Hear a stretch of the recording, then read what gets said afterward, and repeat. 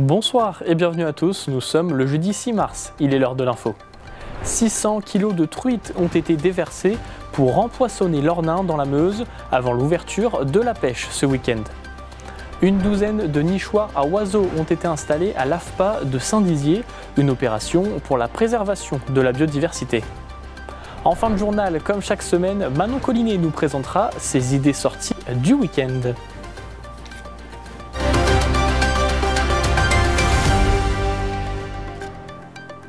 Mais tout d'abord, un important incendie s'est déclaré cet après-midi aux alentours de 14h30 à Fresnes-Aumont dans la Meuse. Une habitation a été entièrement ravagée par les flammes et le feu a commencé à se propager dans une maison voisine.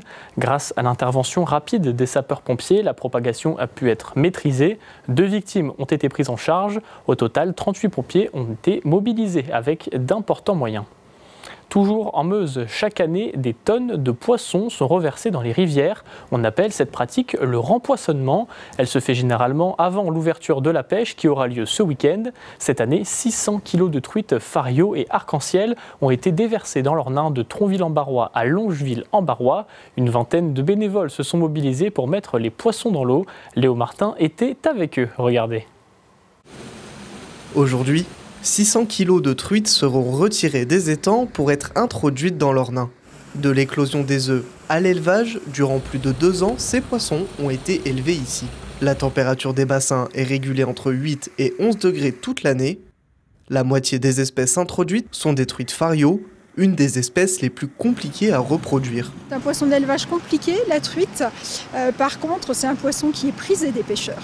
Donc c'est pour ça que les sociétés de pêche viennent vers nous pour les approvisionner au moment du rempoisonnement. Disons que les poissons qui vont être mis à l'eau aujourd'hui, il y a 2 ans et demi en arrière, quand on les a fait pondre, effectivement c'était une bonne année. Donc les pêcheurs devraient trouver des poissons de belle qualité dans la rivière cette année. Le chargement se fait à l'aide d'une épuisette. Les poissons sont ensuite transférés dans cette bassine. À l'intérieur, 150 kg de truites dans une eau oxygénée. Tout est prêt pour le trajet. Une fois arrivés à Tronville-en-Barrois, une quinzaine de bénévoles se sont donné rendez-vous. Les truites sont rapidement reversées dans la rivière et sont dispersées à différents endroits de l'Ornain. Cette opération, appelée rempoisonnement, est essentielle à cette période de l'année. On pourrait imaginer ne pas réempoisonner, mais à ce moment-là, on vendrait beaucoup moins de cartes, on aurait beaucoup moins d'adhérents, et l'intérêt aussi, c'est de pouvoir garder du poisson toute l'année.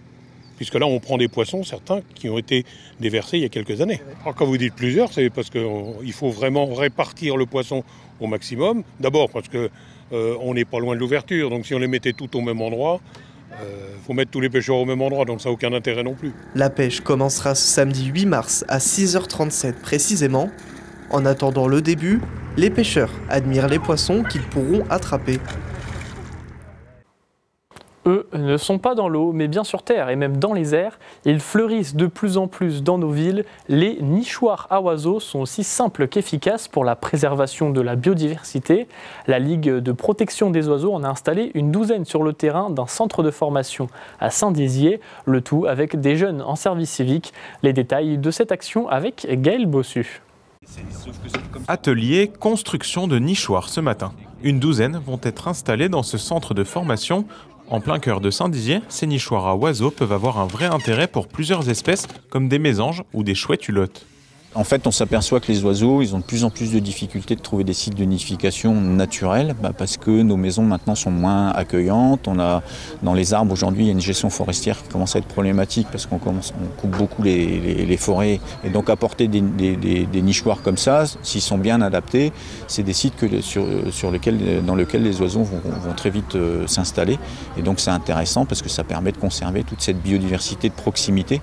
Pour moi, en tant que chef d'entreprise, je trouve que c'est aussi important de prendre soin de notre environnement que de prendre soin de nos salariés, que de prendre soin de nos stagiaires, parce que finalement on se rend compte que ces petites espèces qui nous paraissent à nous plutôt communes, on a aussi toute une population et toute une jeunesse qui ne les connaissent pas forcément. Donc on a un rôle aussi à jouer, je pense, par rapport à ça. Au cœur de l'opération, plusieurs formateurs, mais surtout 4 jeunes en service civique, environnement et santé. Ce projet est le premier concret qu'ils mettent en place. J'ai toujours été intéressé par rapport aux animaux, quelles que soient les espèces. Et du coup, quand c'est pour leur bien et des choses comme ça, j'adore ça. J'aime bien parce que ça va leur faire du bien. Ils pourront se reproduire tranquillement. Enfin, en hauteur comme ça, les nichoirs, ils seront parfaits pour éviter les prédateurs qui viennent les embêter pendant ces moments-là. Une action qui peut paraître un peu simpliste, mais qui joue son rôle dans la prise de conscience. On est souvent interpellé là-dessus. Qu'est-ce que je peux faire, voilà. Et donc nous, on apporte ce genre de petites solutions qui peuvent paraître un petit peu accessoires, anecdotiques, etc. Mais en tout cas, c'est une bonne entrée pour se dire après comment on peut aller plus loin.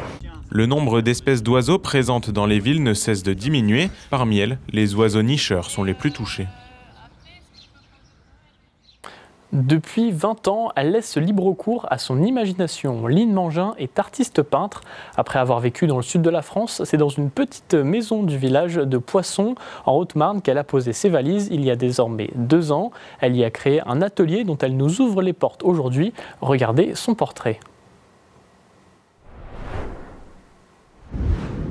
Derrière cette façade en pierre, coincée entre 2 maisons, tout un univers prend vie, celui de Line Mangin.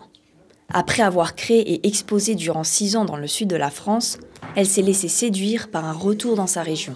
Je suis à Poisson, en Haute-Marne, depuis 2 ans maintenant, où j'ai mon nouvel atelier. Et puis j'ai eu l'opportunité de revenir un peu en Haute-Marne, un peu un retour aux sources peut-être. Je suis originaire de Reims quand même, donc j'ai passé toute mon enfance à Reims. J'ai eu l'opportunité de pouvoir faire un atelier dans cette grande maison.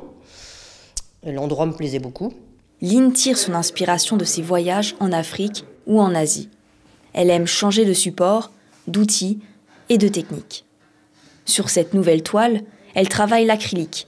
Elle doit poncer, éponger et racler sa toile pour créer des effets de superposition de couleurs. J'essaye de trouver un équilibre entre les formes, les couleurs. Il faut que ça s'harmonise. Donc ça prend aussi du temps. Je suis vraiment dans un travail de matière, je mets beaucoup de couches, je travaille aussi avec des pigments en poudre que je rajoute pour donner plus de matière. J'aime bien travailler sur plusieurs supports en fait. J'aime bien le métal, c'est encore autre chose, une autre usure, j'aime bien la rouille qui ressort un peu. Et puis le bois c'est encore autre chose. L'usure n'est pas la même, on peut y aller un peu plus avec la ponceuse électrique. Depuis son retour dans la région, la Marnaise d'origine est à la recherche de lieux pour exposer ses toiles. C'est vrai qu'ici, c'est un petit peu plus compliqué. Déjà, c'est un petit peu plus isolé. Et puis, il faut le temps aussi de prendre des contacts, de se faire connaître. J'ai déjà fait quelques petites expos.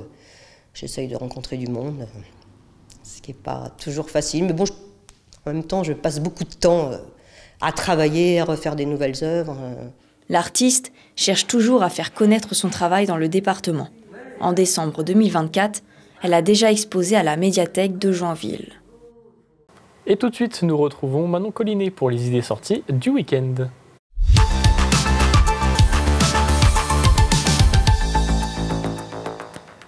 Bonsoir Manon. Bonsoir Paul. Alors comme chaque semaine, tu vas nous partager tes idées de sortie pour ce week-end et tu nous proposes de commencer par une soirée débat au Ciné-Quai de Saint-Dizier. Et c'est le film Les Chatouilles qui sera projeté. Il raconte l'histoire d'Odette, 8 ans, qui aime danser et dessiner. Pourquoi se méfierait-elle d'un ami de ses parents qui lui propose de jouer aux chatouilles? Adulte, Odette danse sa colère, libère sa parole et embrasse la vie.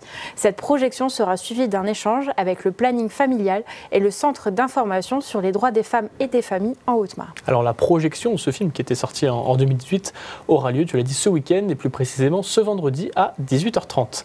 Pour les plus sportifs d'entre vous, changement d'ambiance, tu nous proposes d'aller à Chaumont, toujours en Haute-Marne, pour aller encourager les CVBistes. Le CVB 52 qui rencontrera cette fois le Plessis Robinson ce samedi 8 mars à 20h au sein de la salle Palestra de Chaumont pour la 24e journée de Marmara Spike League. Ce sera l'avant-dernier match de la saison régulière à domicile, un événement à pas manquer, Paul. Et le résumé de la rencontre lundi dans l'Infosport avec Gaël Bossu. Autre événement culturel cette fois-ci à Vitry-le-François. Un événement à Vitry-le-François et un événement festif puisque les musiciens de Pixvae sont de retour pour un 3e album. Hybridation franco-colombienne, Pixvae est un mélange entre rythmique afro-colombienne, musique traditionnelle caribéenne et rock tout-terrain. Découvrons tout de suite un extrait.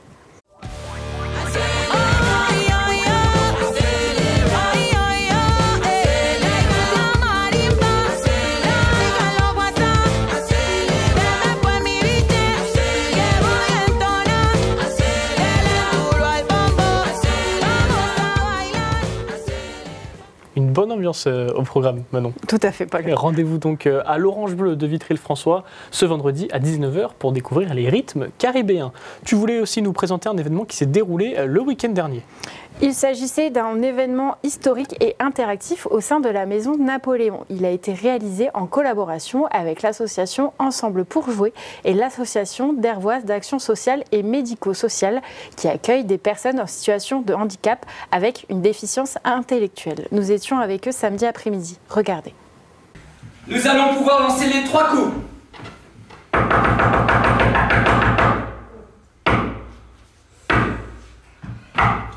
Saviez-vous? Ah bah ça commence bien. Oh, 3 coups on avait dit. À l'intérieur de la Maison Napoléon de Saint-Dizier se jouait ce week-end un spectacle historique pour permettre au public d'en apprendre plus sur cette maison qui a accueilli Napoléon en 1814. Parce que souvent les gens connaissent forcément Napoléon, mais ils ne savent pas vraiment pourquoi il est là, à quelle mesure, etc. Et on sait que pour beaucoup l'histoire c'est un peu fastidieux, et on le comprend. Et l'idée c'était de faire passer le message, les connaissances à travers le biais du ludique, c'est-à-dire du jeu, de l'amusement, du plaisir, etc.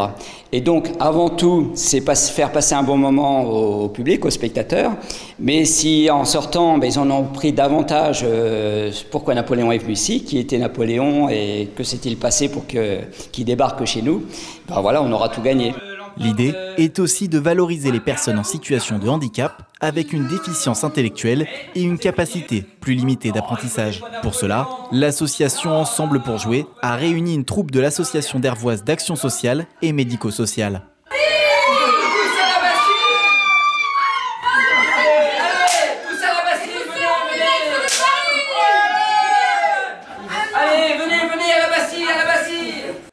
Au total, les comédiens ont réalisé 4 représentations ce week-end. Après la première, le stress est redescendu. Là, ce matin, c'est bien passé parce qu'il y avait des gens qui sont venus ce matin. Et là, on a fait un théâtre direct maintenant parce qu'on s'est mis en costume et puis voilà. Et là, c'est la 2e fois que je fais ça. C'est Reims Alain pour dire merci.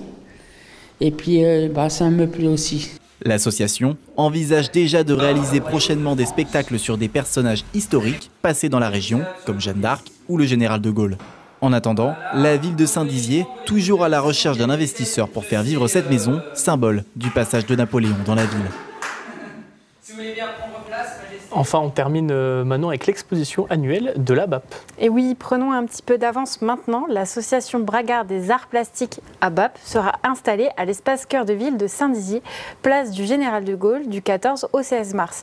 Peinture, poterie, mosaïque et loisirs créatifs sont prévus. Merci Manon. Et n'oubliez pas, d'autres idées sorties sont à retrouver dans l'agenda sur notre site internet et notre application. À bientôt, Paul.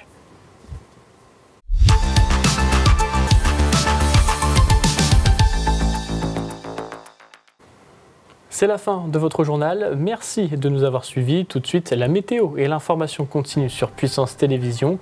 Excellente soirée et à demain.